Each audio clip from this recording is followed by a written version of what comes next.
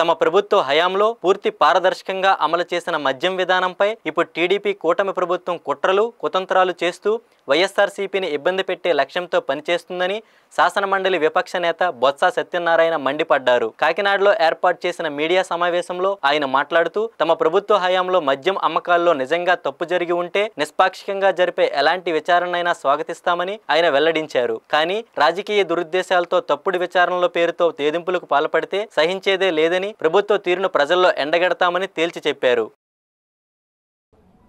ఇక వాస్తవ పరిస్థితి మీ అందరికీ తెలుసు. నేను చెప్పవలసిన లేదు. సంవత్సర కాలం అయింది ఈ ప్రభుత్వం వచ్చి. ఈ సంవత్సర కాలం హానిమూన్ చేశారు.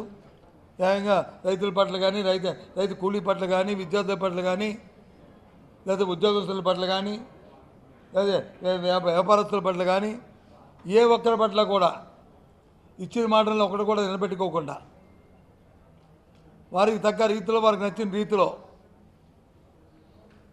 పరిపాలన చేసి ఇవాళ ప్రజలు ఎంత ఇబ్బంది పడుతున్నారో అన్ని స్థాయిలో అందరికీ తెలిసిన విషయమే. సూపర్ 6 అన్నారు. సూపర్ 6లో వచ్చి తర్వాత వచ్చి కాదు ఒక సిలిండర్ అన్నారు. అమ్మోడు అంటే రేపు కాదు ఎల్లుండి అన్నారు. మళ్ళీ బస్సు అడిగితే మీ ఊరికే కాదు తిరుపతికి అన్నారు. తర్వాత వచ్చి మీ ఊరికి అన్నారు. రైతు భరోసా అయితే అది ఎక్కడ మేరలో కనిపించట్లేదు. ప్రజలు పడుతున్న ఇబ్బందులు తెలుసు. ఓ ప్రధాన ప్రతిపక్షంగా ఇవాళ రాష్ట్ర ప్రభుత్వం మీద ఒత్తిడి తీసుకొస్తాం. ఏదైతే ఇచ్చిన మాటలు ఉన్నాయో ఏదైతే చెప్పిన మాటలు ఉన్నాయో ప్రజలకు ఏదైతే మాట ఇచ్చి మీరు వచ్చి ఓటు తీసుకొని ఏ రకంగా అయితే నాయకత్వాన్ని మీరు వచ్చారో అది తీర్చవలసిన బాధ్యత ప్రభుత్వానికి ఉన్నది. మెడలోంచి అవన్నీ చేయించడానికి మేము ఒత్తిడి తీసుకొస్తామనే విషయాన్ని కూడా మీ ద్వారా తెలియజేస్తున్నాం. రోజు చెప్తామని చూస్తున్నాం పత్రికలో. అది చేస్తాం ఇది చేస్తాం అన్నపిండ చేస్తాం బ్రహ్మాండంగా చేస్తామంటున్నారు. ఓ పక్క వచ్చి దోపిడీ. ఎక్కడ చూసినా సరే అవినీతి. ఎక్కడ చూసినా సరే కనిపించట్లే. 1000 కోట్ల ఉద్యోగాలు అంటారు, ఈ కార్యక్రమాలు అంటారు. ఎక్కడ కనిపించట్లే. ఈ మధ్యకాలంలో జరుగుతున్న విషయాన్ని మనం చూస్తూనే ఉన్నాం. పత్రికల్లో మీ పత్రికలో కూడా వేస్తూనే ఉన్నారు. ఏదో ఈ వైసీపీ పార్టీకి ఫేవర్గా ఉన్న పత్రికలే కాదు, ఏదైతే మరి తెలుగుదేశం పార్టీ ఈ రాష్ట్రంలో అధికారంలో రావడానికి లేనివి ఉన్నట్లు చూపెట్టిన ఏబిఎన్ కానీ లేకపోతే టీవీ5 కానీ లేకపోతే ఈటీవీ కానీ మరి ఇవి కూడా వాళ్ళు మనస్సాక్షిగా ఆలోచించేమని ఇక్కడే ఉన్నారు. నా ముందే ఉన్నారు మీ అందరూ కూడా.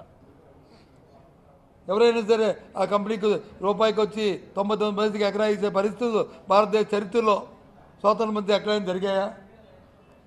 పోనీ ఆ కంపెనీ ఏదో టాటా బిర్లా లాంటి పెద్ద పేరున్న కంపెనీలా హైదరాబాద్లో ఒక అపార్ట్మెంట్లో స్టార్ట్ చేసి ఇస్తుంటే ఎక్కడికి వెళ్తున్నాం?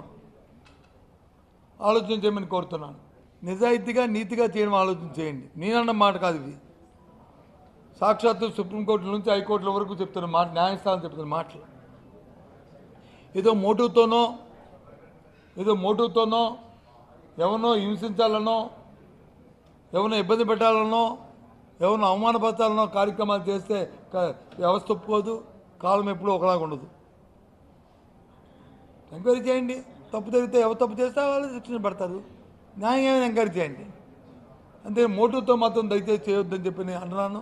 మనం చూస్తున్నాం రోజు జరుగుతున్న ఈ కార్యక్రమాల్ని వాంటెడ్లీ చేయాలనే ఉద్దేశం అవుతుంది. అందుకే మరి న్యాయస్థానాలు కూడా ఆ రకంగా వాళ్ళని అభిశంసిస్తున్నాయి.